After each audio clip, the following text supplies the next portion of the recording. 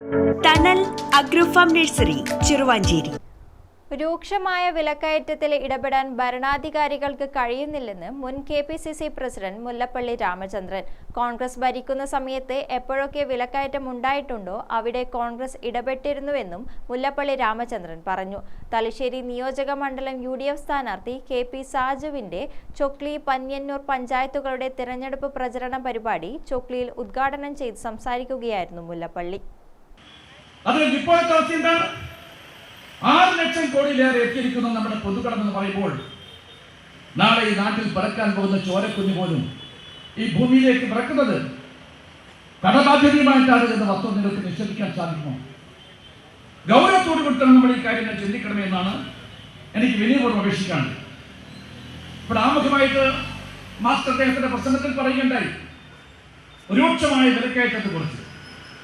ആ വിലക്കയറ്റത്തെ കുറിച്ച് അഭിപ്രായം പറഞ്ഞത് കോൺഗ്രസിലെയും ഐക്യജനാധിപത്യ കക്ഷിയിലും പെട്ട നേതാക്കന്മാരല്ല.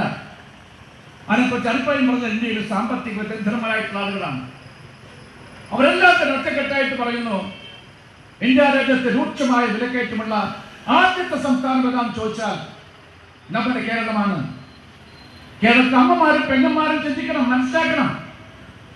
ഇവിടെ വിലക്കയറ്റം കൊണ്ട് പൊറുതുമുട്ടുമ്പോൾ ഏറ്റവും അധികം കഷ്ടത അനുഭവിക്കുന്ന അടുക്കളയിൽ കരിയും പുകയുമായിട്ട് മല്ലടിച്ചുകൊണ്ട് ജീവിക്കുന്ന നമ്മുടെ അമ്മമാരും സഹോദരിമാരുമാണ്.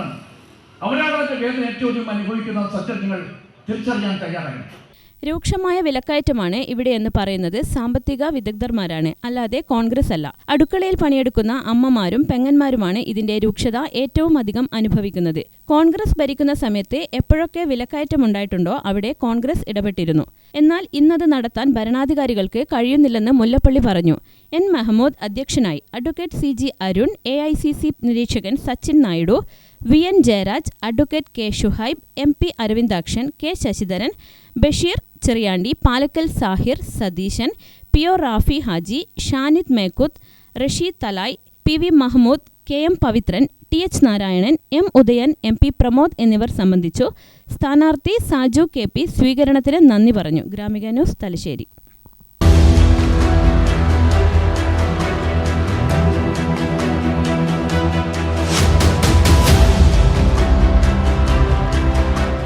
നിങ്ങളുടെ വീട് നിങ്ങളുടെ അഭിമാനം, ഒപ്പം ഞങ്ങളുടെയും.